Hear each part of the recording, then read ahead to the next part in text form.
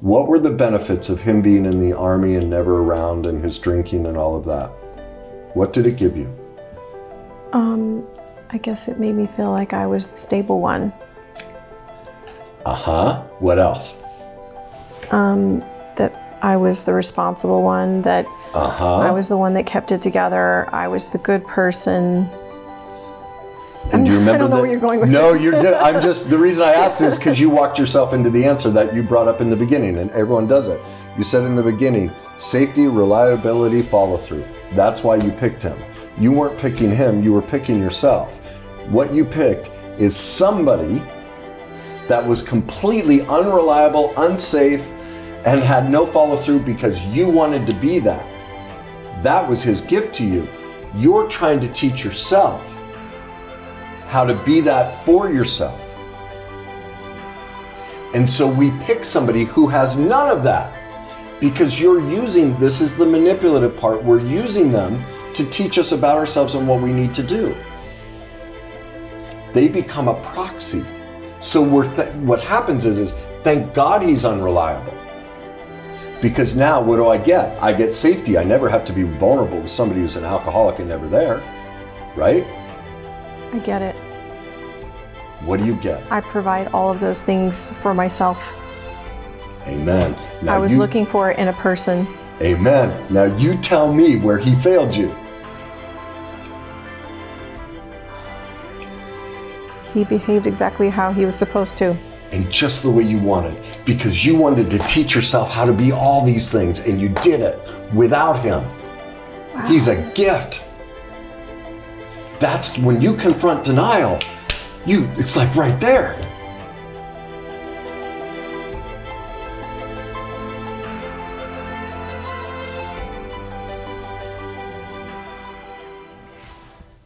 What do you want to talk about, Michelle?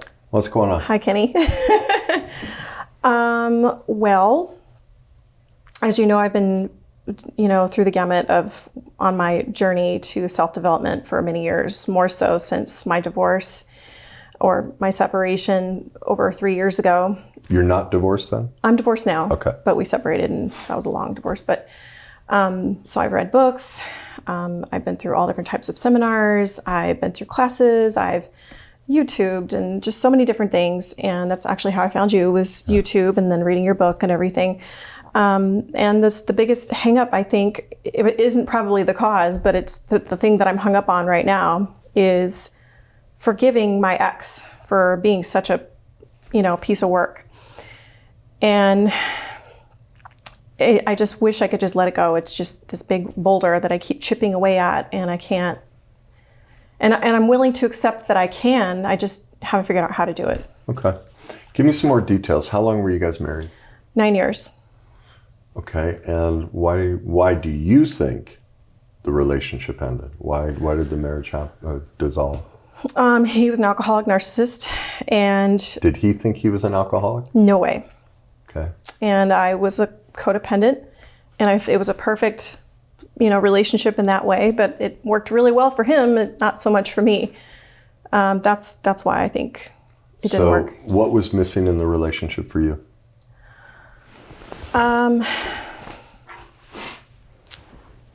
Safety, reliability, Okay. follow through. Okay. Why do you think you guys got together? What was the attraction? Well, I was living in San Diego at the time, and it seemed like all the single guys I was meeting were like, they just wanted to just be single and party and have fun, and there were it just seemed like everybody was in some kind of drugs or something. And I was like, I don't want any of that. It was everywhere I went. And so my girlfriend recommended that I go on this website, and it was military. That's how a lot of, including her, met her husband, try this website. And I was like, well, I'm not really into military men, but what the heck, I'll try it. Because I know that they can't do drugs in the military, right? That's one way around the drug issue. So I thought, so I tried that. So I met him a couple months before he deployed to Iraq, but we never met in person. We met online, and we ended up talking for the whole 10 months that he was in Iraq, and we built this entire relationship. And was it just through typing, no talking? There was Skype, and there were some phone calls. So there were some. Yeah. Okay. So he called himself, he said, I'm the man. Like, he's honest, he's loyal, he's secure. He was a divorced father. And I was really attracted to that because I didn't think I could have kids.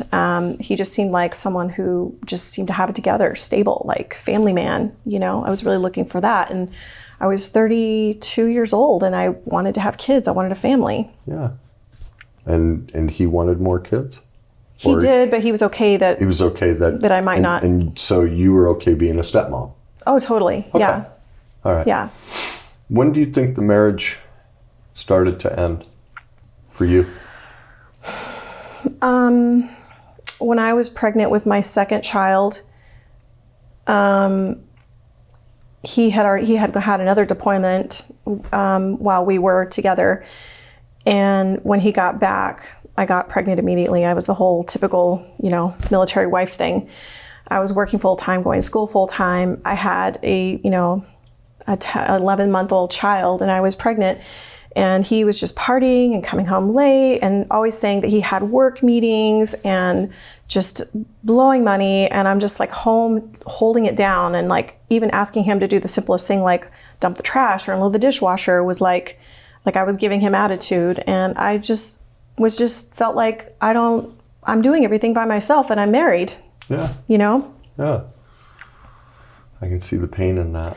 It still hurts. Yeah. Yeah. Tell me about that.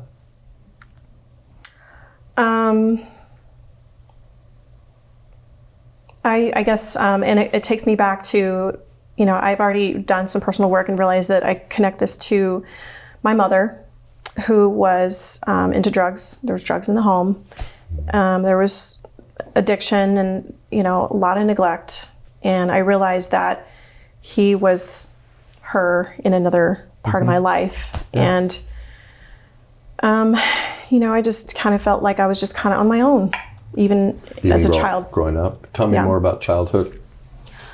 And was it just your mom who was addicted and abandoning, or was it your father as well? No, I didn't really grow up with my father at all. Oh, so you didn't have a father? No, I had a few stepfathers and male figures that I wouldn't really declare as any kind of significance in my life other than the fact that they were my abusers, part of my abuse. Was there sexual abuse, emotional abuse, physical abuse? Some, yeah, all of the above. I'm so sorry. Yeah. It's devastating. I've worked really hard to feel better about that. That's heartbreaking. I mean, I've forgiven my mom, so why can't I forgive my ex-husband? Why do you think you can't? Because I gave my all. And I loved him so much. And to me, there was just such a strong connection. And he didn't, probably the same with my mom, he didn't choose me. I was there, I gave my all, but I wasn't chosen. He didn't choose to be home with me and to be the family man that I thought we were going to be.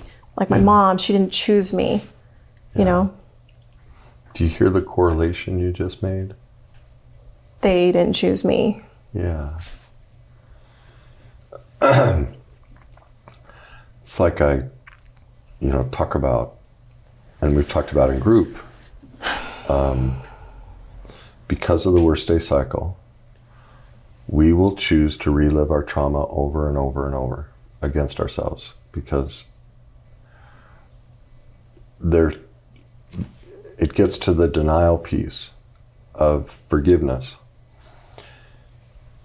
This is one of the things I've learned, that most people focus on forgiveness as forgiving the other person. There's usually a lot, pray for them, right? And all that stuff. And all that's good.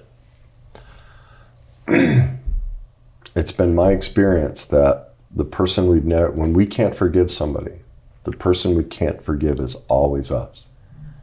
I have thought about that. Yeah. And, when we were in group, I'm on the treadmill saying, I can forgive him. I can forgive him. He's not even thinking about me. Yeah. And I'm sitting here trying to work over this because I need to move forward. And I don't, and you've mentioned this, how do I forgive him when it was his actions? And I understand I chose to be in that relationship. There's some kind of disconnect. I'm not getting it. And this is why this work can be difficult. Remember the worst day cycle and remember what denial is ultimately about. Well, it's the two most difficult parts of the cycle are the shame and denial piece. Remember, with shame, because of the power vacuum as a child, you had no power. Your mom was going to reject you regardless of what you did because of her addictions, her own choices, everything, right? So we feel incredibly powerless. The way we choose to get our power back as adults is that we then choose our work, our friends, our hobbies, and our relationships to victimize ourselves. We choose so-called the wrong people because at least I chose it. Now this is where the disconnect is for you, and this is with everybody. Like, there's nothing wrong with you. This is the toughest part of the work. Because of that power vacuum, we are doing anything we can not to feel that powerlessness of childhood and not to feel like, oh my God, I'm powerless again. And that kicks us into denial because there are three things going on. One, I have to admit that I'm the problem. Well, if I'm the problem, that means I wasted basically 10 or more years pursuing the wrong person. I don't want to admit that. You mean I threw my life away and had kids with this person and I stayed home and was the good wife and gave up everything? Like you said, I did everything. Well, who wants to admit that I did everything and it wasn't enough? That's hard. Like, it's much easier to go, no, I did everything, you owe me, but I chose it. Ultimately, I'm responsible for that choice. We don't want to go there. And here, this is really where it gets to for you, Michelle, is the second piece. He's just like your mother, from what your words were. Well, if I let go of him, if I forgive him, who do I really have to forgive? My mom. I feel like I've done that, though. And that's where the hang-up is.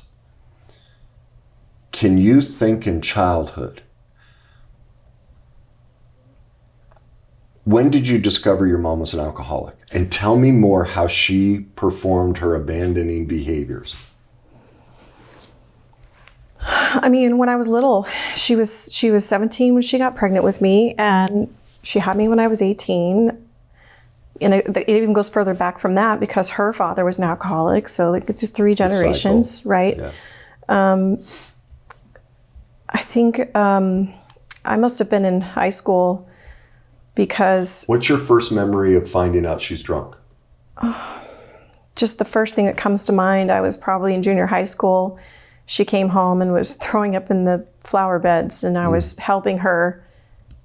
Her husband left her and went into the house and went to bed, and left her throwing up in the garden. My God. Do you remember what you were trying to do? I was just trying to take care of her. Yeah. I mean, I always felt like the mom in the house. You know, I was the one who kept it together. Yeah. And how did you keep it together? I mean, I was responsible for keeping the house clean. I was responsible for, I took care of my brother and sister. When my mom was sick, I took care of her, and she was laid up in bed or hungover, or when she was doing drugs in the other room, I made sure my brother and sister were safe. And I mean, with the sexual abuse, I made sure that they weren't, nothing happened to them. If we were out of food, I told my grandma, hey, we're out of cereal. My grandma would bring us some cereal, Okay. So I just heard a lot of choices. Making cereal, cooking, cleaning, protecting brothers and sisters, protecting mom. Even as a child, and we all do this, we give ourselves away. We make choices. As you said, I was the mom. And this gets to the third piece of what stumbles us is, even as a child, we pick the abuser role. And so the lack of forgiveness for other people is a lack of forgiveness for ourselves, because here I am, a child. I'm doing everything. It's not my job. Do you recognize that it's not your job as a child to do all that? Yes, but it was the right thing to do. And that becomes the defense mechanism. It's the right thing to do. I'm not saying what you did wasn't kind and loving. That's not what I'm saying. But this is what happens to kids. It becomes, that's the defense mechanism. That becomes the suppression and repression of no, and that's the false persona. Michelle, what the right thing to do is for your mother to do those things for you. It's not your job. The right thing for you to do as a middle-aged or middle school child is to go play with your friends. That would be the right thing to do. And that's where the lack of forgiveness is wait a minute, if I were to accept that that wasn't my responsibility and to give myself permission to go be a child, do you see what you give up? I give up, I'm the adult. I give up the persona of I'm the mother in this house.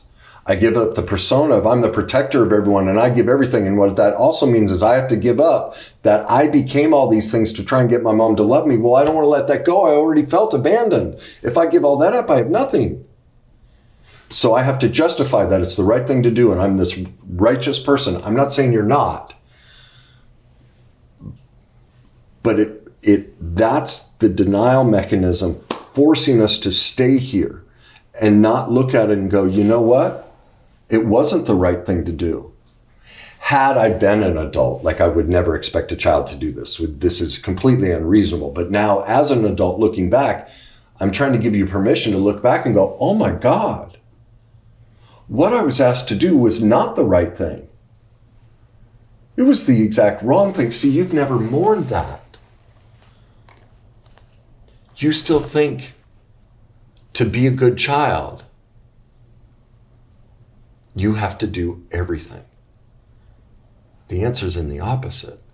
Maybe there's resistance in this, but I feel like there are some valuable things in those behaviors that made me who I am today. Yes. In all of our trauma, we get gifts. The difficulty is separating out what gifts work for us and what work against us. Right. What did you say worked against you in your marriage? You started this off, I struggle with what? You're very, what type of person in a relationship? Codependent. Yes. And how were you as a child? I was for sure codependent. And so some of the righteous behaviors that you believe are good traits are codependence. And this is where it gets blurred of look, I struggled with this too. I'm a nice guy. Remember the chapter in my book of the day I discovered my darkness and I realized my being nice and being caring and being loving, oh God, no. It's all a manipulation. It's a massive manipulation because then I can control you and I can play the victim and I never have to take responsibility for how abusive I am and how nice I am. I'm stealing from people. It's not kind and loving, but I had no choice as a child. Look at your childhood, like you had no other choice, Michelle. Who else was going to raise you? And your sisters and brother, I mean, in my mom's defense, it wasn't always like that. But yes, I mean, I definitely don't feel like I had a childhood. No. I do realize that. Yeah. And so what we want to hold on to is that sense of righteousness. No, I'm a good person. I'm right. You are a good person. But the behaviors you learned, they're called maladaptive coping skills. Okay, mal, meaning they Right. work against us. And so what we get trained, it becomes, as I talk about in the book, it becomes this chemical addiction in our body, neural pathways and I call it, this is the difference between what I call the trauma gut feeling and our true gut feeling. Our trauma gut says, oh no, this is the right thing, which keeps us repeating because we know this. Well, that's because it's been a repetitive feeling in us. This is my gut feeling. Wait a minute, these are good behaviors. Yes, they are. But when we choose people or stay with people that are abusive towards us, we're the manipulator. Because we picked it and we're allowing the poor behavior. Look at all the benefits. Do you see the benefits you get from picking somebody who's unavailable?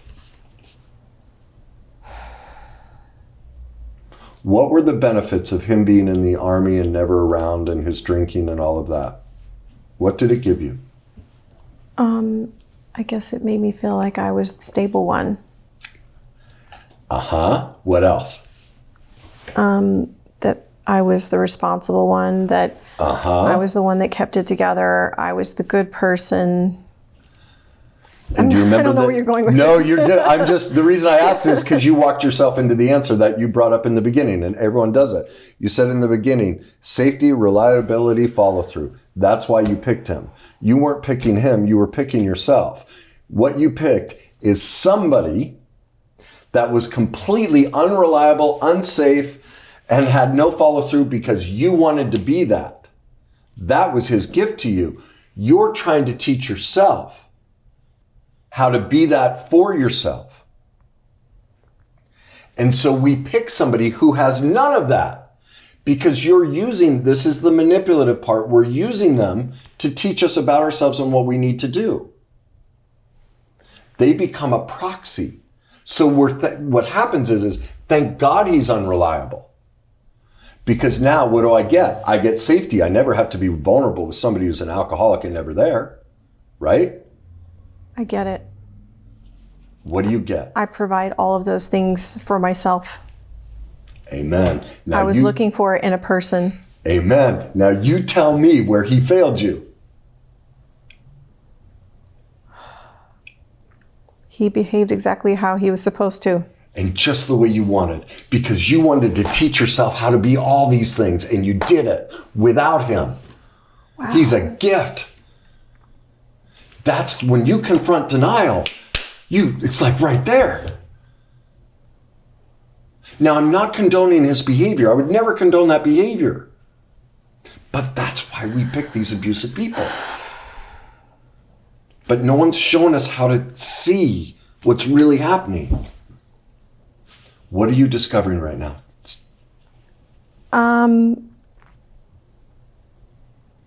Gratitude. Yes!